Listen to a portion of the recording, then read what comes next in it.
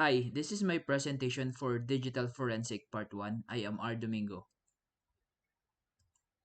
So for today's agenda, I will cover anti-forensics overview, steganography tool, partition tool, WireGuard VPN tool, and TOR browser.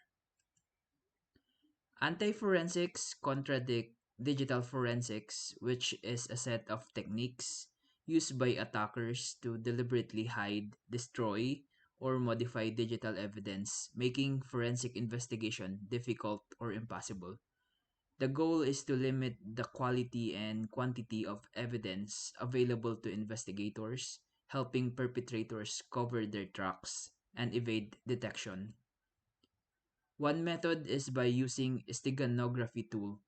It is a practice of concealing messages or information within other non-secret files, such as images, audio, or text, to hide their existence.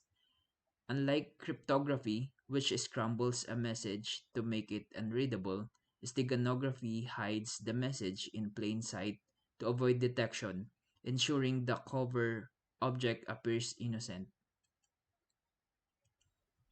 To hide a message inside an image file, I'll be using command prompt.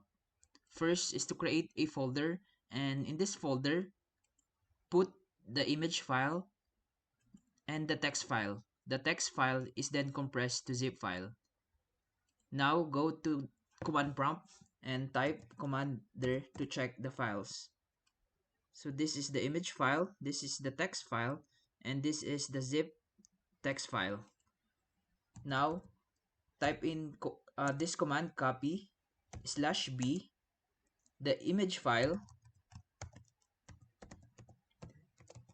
plus the zip text file, space the name of the new image file. Type in the command there to double check. Now this is the added image file. Let's go back to the folder, and this is the added image file. Let's now open 7-zip file and navigate through the folder. This is the new image file we created. Double click, and as you can see, we successfully added the secret message. And now go back to the folder to double check the size of the image.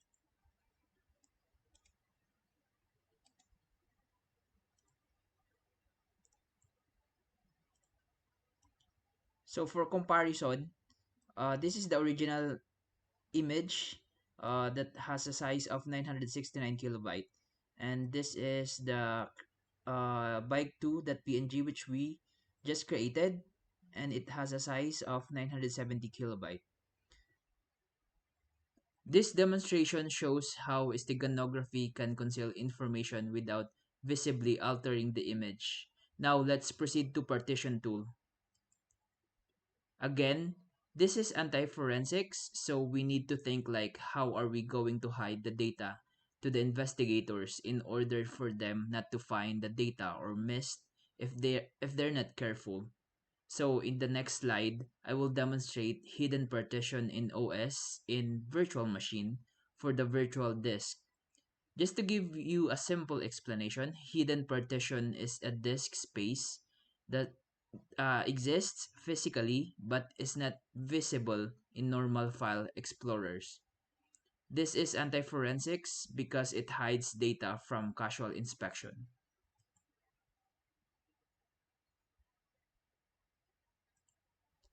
This demonstration shows how hidden partitions can be created as an anti-forensics technique. The left window is the disk management, and the right window is the file explorer. Before the process, the disk contains only one visible partition, which is drive E. I will now shrink the volume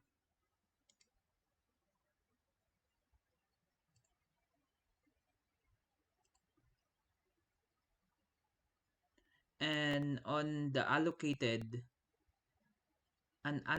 space, I will create a new partition. I will assign the unallocated space to letter F.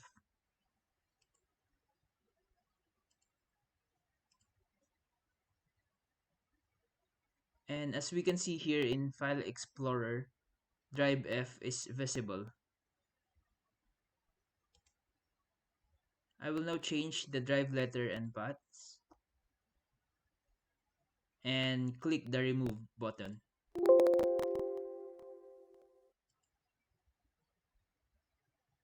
So as you can see after the process, the partition which is drive F is hidden here in the File Explorer but still visible in this management tool. This technique can be used to conceal data from investigators, making forensic analysis more difficult.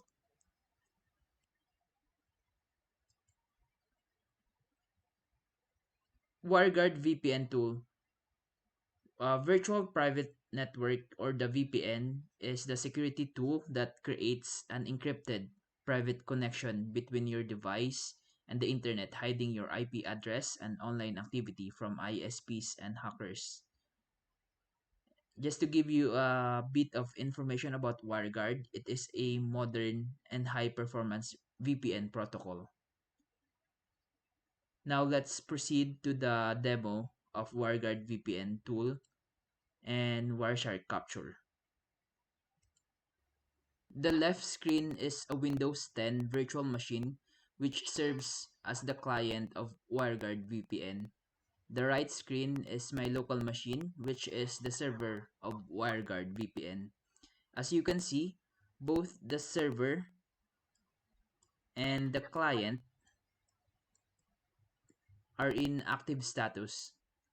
I will now open the Wireshark, and in the filter, I will type UDP dot port equals 51820. 51820 is the server listening port.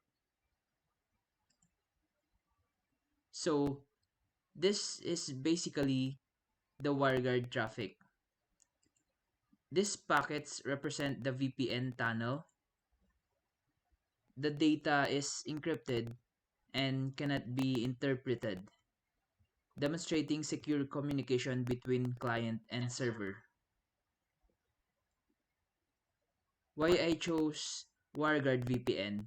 WireGuard VPN was selected due to its simplicity, high performance, and modern cryptographic design, making it suitable for secure and efficient VPN deployment.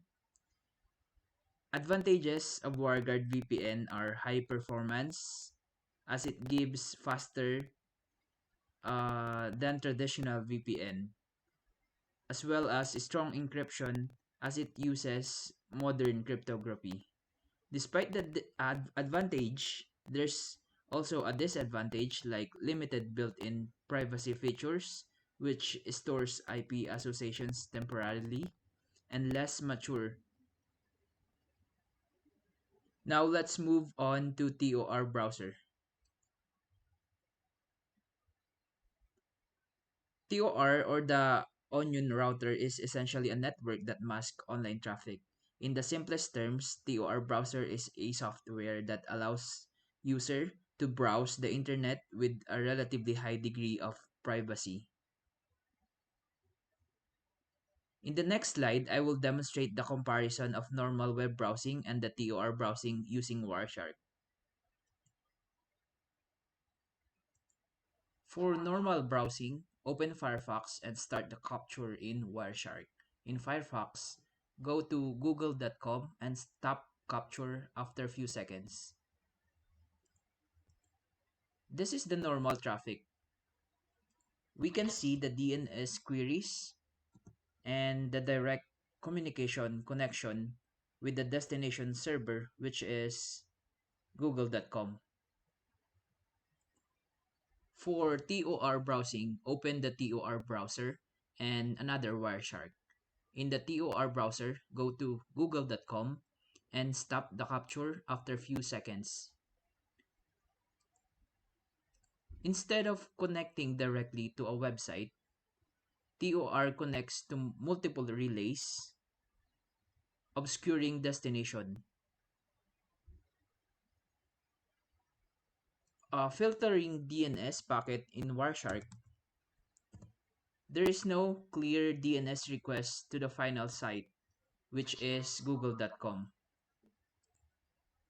Now, with the question, what are the two key differences in the packets captured from the normal traffic and the traffic in the TOR browser? One is the direct and indirect routing.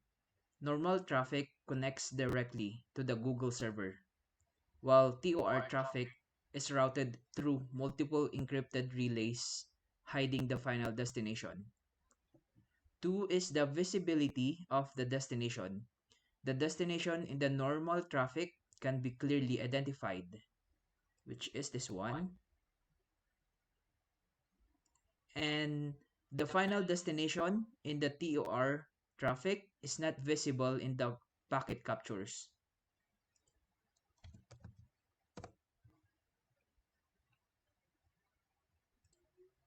For the question, are you able to see a TLS handshake? Yes, I see TLS handshake, but with difference. For normal traffic, TLS handshake is visible directly between the client and the destination server. As you can see on the TLS filter, there are a bunch of client hello and server hello.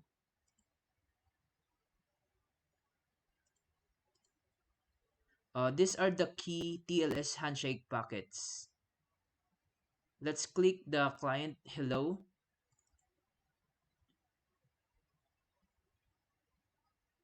and expand the transport layer security.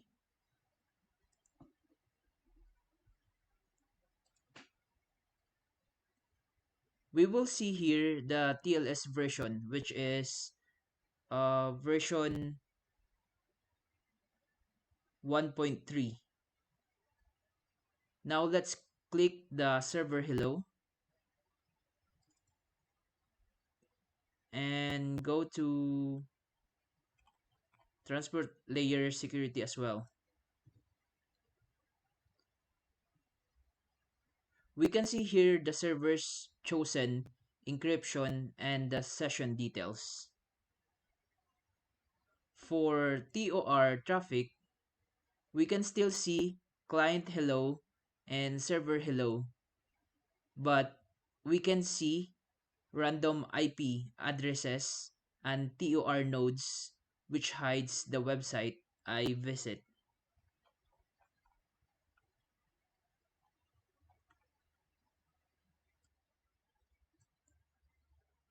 To conclude, I demonstrated steganography tool, partition tool, WireGuard VPN configuration, and the TOR browser. This is the end of my presentation. Thank you.